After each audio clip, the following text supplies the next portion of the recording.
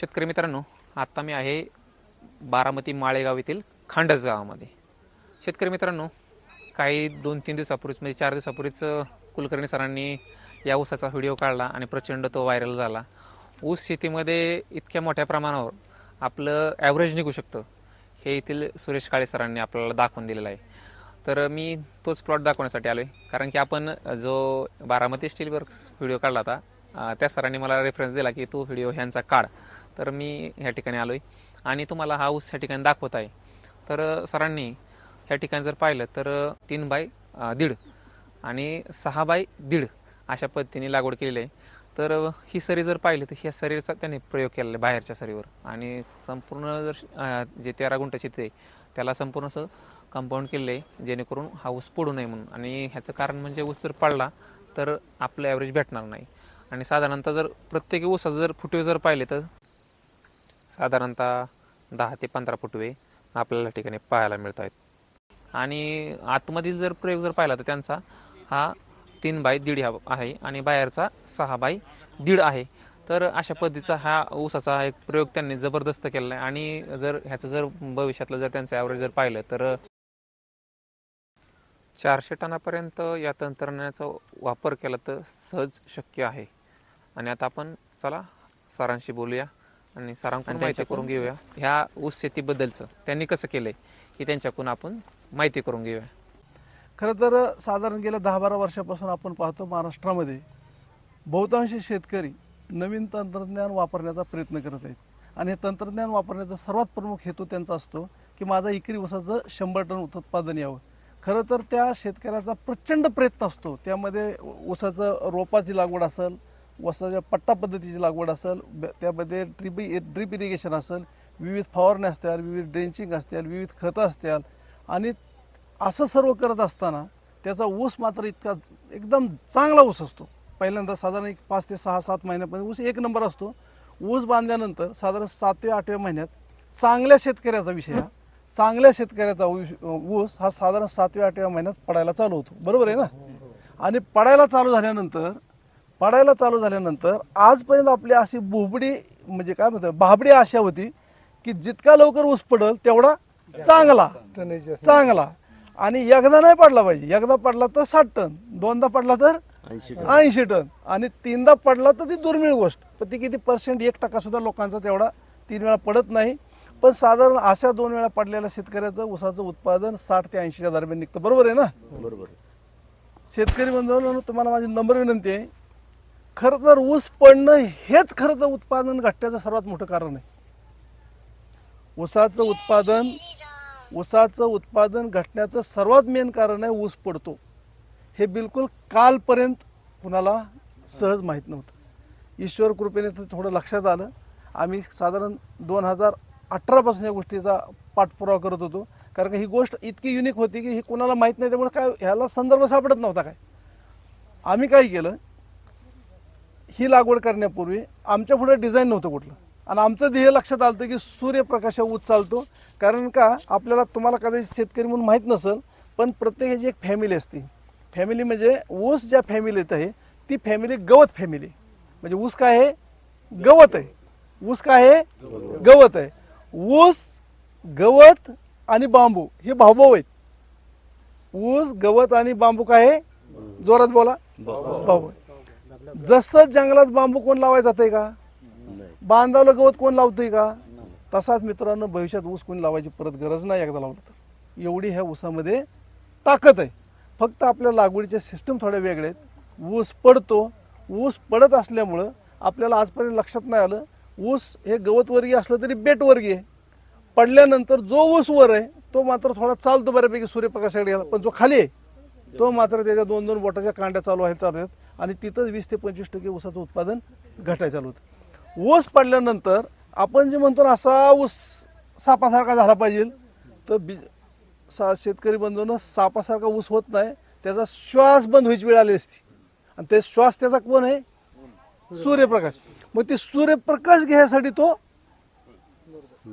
आणि तिथंच खरं तर आपलं उत्पादन फार मोठ्या प्रमाणात घटतं.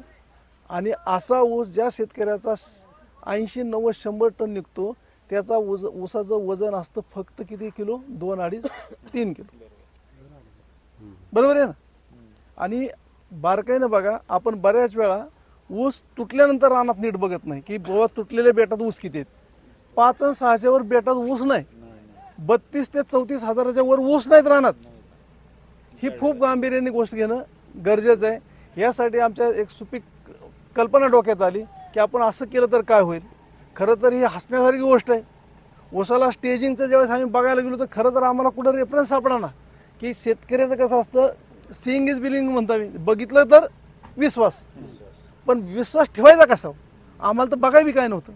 मग आम्ही आमच्या अंदाज कागदावरती ड्रॉइंग केलं, काही लोकांसंग चर्चा केली आणि माझ्या मुलांनी आम्ही एकत्रित हे राहून काम केलं. तुम्हाला नम्रपणे सांगणं आज गरजेचं आहे, कारण का तुम्ही सर्व जवळचे आहे. मित्रांनो, एवढे पैसे माझ्याकडे पण नव्हते, पण मी 5-7 महिन्यात रिटायर होतोय. त्यामुळं माझा जो प्रॉव्हिडंट फंड आहे त्या फंडातनं पैसे पाडून लोक स्वतःसाठी गाडी घेतात. शेतकऱ्याचं भलं व्हावं, शेतकऱ्याने हे बघावं, शेतकऱ्याला हे बघितल्यानंतर मान्य करावं आणि त्याची आर्थिक परिस्थिती सुधारावं, म्हणून मी हा प्रोजेक्ट उभा केला. आणि मला वाटतंय तुमच्या सर्वांचं बघितल्यानंतर शंकेत निरसन झालं ना. झालं ना. हा, मी ह्यामध्ये 2 प्रकारे ट्रायल घेतलेली. त्यातली एक ट्रायल आमचे 3 फूट 2 ओळीतलं अंतर आणि 2 रोपातलं अंतर 1.5 फूट. ऊसाची टोटल 13 गुंठ्यात 86 रुपये ती जात आहे. म्हणजे एक ट्रायल कशी घेतली आम्ही, 3/1.5. आणि दुसरी ट्रायल ही जी बघितली ती 6/1.5. आपल्याला 3/1.5 मध्ये समाधानकारक रिझल्ट वाटत नाहीत, पण 6/1.5 मध्ये मात्र 1 नंबर रिझल्ट आहे. आणि 6/1.5चे रिझल्ट चांगले आल्यानंतर आम्हाला असं वाटलं हे शेतकऱ्यापर्यंत पोचणं गरजेचं आहे. कारण आपल्या सर्वांना माहिती आहे, कुठलाही प्रयोगाचा अर्थ काय ह्याचं उत्तर माहीत नाही. मग उत्तर माहीत नाही म्हणण्यात आम्ही अगोदर हमी कशी देणार. त्यामुळं ज्यावेळेस आम्हाला ह्या एका लाईनमध्ये दिसलं, आम्ही लोकांना सांगायला चालू केलं. तुम्ही ऊसाची संख्या वगैरे मोजली ना सर, पण तुम्ही जी काय बनवली आता ती 1 डोळा पद्धत आहे ना, रोप आणि 6/1.5 केल्यानंतर जोडवळ केली का कसं केलं? नाही, सिंगल माहिती म्हणून विचारलं. आपण काय केलं, 1/8/2024 रोजी ऊसाच्या रोपाची लागवड केली. आज साधारण 16 महिने कंप्लीट होऊन 17वा महिना चालू झालेला आहे. तसं तर तुम्हाला नम्रपणे सांगणं गरजेचं आहे, ह्या ऊसाला 15-3 आठवड्यापूर्वीच तोड आली. पण अख्ख्या महाराष्ट्रातल्या शेतकऱ्याचा थोडा प्रेशर आहे की आम्हाला हे बघायचं आहे, म्हणून आम्ही मित्रांनो 2 आठवडे झालं तोड काय दिली नाही. कारण का एकदा तोडून गेला तर दाखवाय काहीच नाही. एवढा म्हणजे लोकांचं हिरमोड होण्यापेक्षा नुकसान, आता अगोदर आम्ही एवढं केलं तर अजून व्हायला काय अडचण नाही. पण हे फक्त कोणासाठी माहिती आहे का? कारण का आम्ही कुठलीही म्हणजे तुमच्याकडून काय घेतलं नाही, आम्ही तुम्हाला काय देणार. आम्ही फक्त तुम्हाला हे देणार, तो म्हणजे कॉन्फिडन्स की शेतीमध्ये ऊसाकडे बघताना तुम्ही हे पैशाचं पीक आहे आणि हे तुम्ही स्वतः शेतात प्रचंड मोठ्या मेहनतीनं उभा करू शकता. हा जरी तुम्ही मेसेज आज घरी घेऊन गेला ना, आमचं सक्सेस झालं. आता आपण साधारणतः सगळे जर ऊस पाहिले अलीकडच्या पलीकडच्या परिसरामध्ये, तर लगेच ऊसाला तुरा येतो. हा 16 महिन्याचा ऊस मला 17 महिन्यात गेलाय. तसं ऍक्च्युली बरं का 86 ला तुरा सहज येत नाही. पण आपल्याला साधारण जर बारकाईनं बघितलं ना तर हे अजून स्टडी करणं गरजेचं आहे. आम्ही बी फार त्यातलं ज्ञानी असं आम्ही म्हणत नाही. कदाचित सूर्यप्रकाश चांगला मिळाला, प्रपोर्शन चांगलं झालं तर कदाचित तुरा लांबच बी असेल. आणि विशेष म्हणजे काय वेळेस काय होतं, वाढ थांबली की तुरा येतो. ह्यामध्ये थोडी वाढ अजून थोडी चालू आहे, त्याच्यामुळे कदाचित ते बी कारण असू शकतं. आता साधारणतः फुटवे किती अंदाजे जर ह्याच्यात जर बघितलं तर आपण काय केलं की शेतकऱ्यांना हे मोजण्यासाठी त्रास होत होता, म्हणून आपण काय केलं, ही सर्व बेटं मोजली. बेटं मोजल्यानंतर एका बेटात किती ऊस आहेत म्हणजे बेटाला क्रमांक दिला आणि त्याच्या शेजारी ऊसाची संख्या लिहिली तर ऑन ॲव्हरेज साधारण 10-11 पर्यंत फुटवे दिसतात. पण आता हे सर्व करत असताना खूप आम्ही ह्याच्यावर लक्ष दिलं का तर नाही आम्हाला पण देतात. शेतकऱ्याचं काम शेती करायचंच आहे. आम्ही नोकरी बघत वेळ जसा मिळेल तसं आम्ही थोडी ॲडजस्टमेंट करत गेलो. मला फक्त एक खात्री आहे, आमच्यापेक्षा प्रचंड मोठ्या प्रमाणात यश हे तुमच्या रानात आहे. कारण का मी परत सांगतो, ह्या जमिनीचा 8.2 pH आहे. ह्याला जे पाणी आम्ही आज बी वापरतोय, बघायला बी विहिरीत तसंच आहे, त्याचं जवळजवळ 1300 TDS आहे. आणि तुम्ही माझं तर मत आहे तुम्ही कॅमेरा घेऊन हे चेक करा. ही जागा आहे ना, ही जागा चेक करा. पाणी म्हणजे ही इकडे ही फक्त ही सर्व क्षार दाखवा. म्हणजे अशा क्षाराच्या जमिनीत जर एवढा मोठा 24 फूट येत असेल, पूर्ण साळला का आता हं? आतमध्ये जे काही पूर्ण म्हणजे हात जेवढा पुरल हा तेवढा म्हणजे दोनदा पाचट प्रत्येक सरीचं पाचट काढले. प्रत्येक उसाचं काढून टाकले खाली. हा आता सर किती? साधारणतः किती आपलं एकूण क्षेत्र किती म्हणले सर? 13 गुंठ आहे. 13 गुंठ्यात किती रुपये साधारणतः? 13 गुंठ्यात काय झालं, आम्ही ज्यावेळेस त्या बाजूला लावली ना तर तिथं रोपं जास्त लागली, कारण का ती जवळ लावल्यामुळं. तर हिथं मात्र मोजून गेली. किती किती राहिले मध्ये? म्हणजे आता समजा जर गडीभर असं म्हणता येईल की 137 240 फूट लांबीमध्ये 137 का 139 दरम्यान रुपये, थोडे 1.5 फुटा 137 म्हणजे 240 फूट ह्या सरीची लांबी आहे. ह्यामध्ये 137 ऊसाची रोपं बसलेली आहेत. आणि ह्याच्यामध्ये 2 टप्पे केला तुम्ही म्हणताय, हो हो 3/1.5 आणि 6/1. 6/1. आणि आपल्याला रिझल्ट चांगले, मी म्हणत नाही की फार मोठे, ह्या जमिनीच्या मानाने हे बेस्ट रिझल्ट आहेत.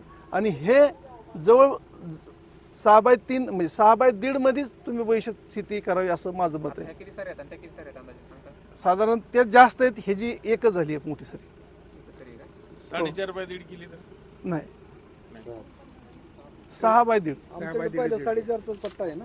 कसं होतं, ऊस हा सूर्यप्रकाशावर चालतो. हा जेवढा सूर्यप्रकाश ऊसात त्या पानं गेली की आम्ही डिस्टर्ब झालो ना. आमची चूक झाली, तुम्ही चुकू नका. हा बरोबर आहे. हा जो आपण प्लॉट बघताय तो पूर्ण ठिबक सिंचनवरती आहे. आणि ह्यासाठी थोडी म्हणजे सेंद्रिय खत म्हणलं तर चालू. आता कसं झालं, गांडूळ खत आमचा स्वतःचाच प्रकल्प इथं शेजारी असल्यामुळं तिथलं आम्ही गांडूळ खताचा वापर केला आहे. रासायनिक खतामध्ये युरिया 10-26-26चा वापर केला आहे. आणि ड्रीपमधून मात्र ज्या ग्रेड आहेत म्हणजे मार्केटमध्ये ते जनरल ग्रेड दिला. असं विशेष खतं विशेष काय बिलकुल केलेलं नाही. जे 70-80-90 टनाला शेतकरी सर्वसामान्य करतो ना तेच केलंय. फक्त एक आम्ही केलं, सूर्यप्रकाश. तो त्याला 100% द्यायचा प्रयत्न केला. आणि ते सूर्यप्रकाश मिळाल्यामुळं जमिनीत जे टाकलंय तेवढं वाढायची प्रक्रिया झाली. आता आपण जर जास्तीचं टाकलं आणि प्रकाशच नसला तर काय वाढणार आहे? तिथं मात्र ते थोडं सक्सेस झालं. शेतकरी मित्रांनो, सुरेश काळे सरांनी व त्यांच्या मुलाने हा आपल्या शेतकरी बंधूंसाठी एक छान असा प्रयोग यशस्वी करून दाखवलेला आहे. अशा पद्धतीचं आपण नियोजन करून आपल्या शेतीमध्ये नक्कीच आपण यश प्राप्त करू शकता.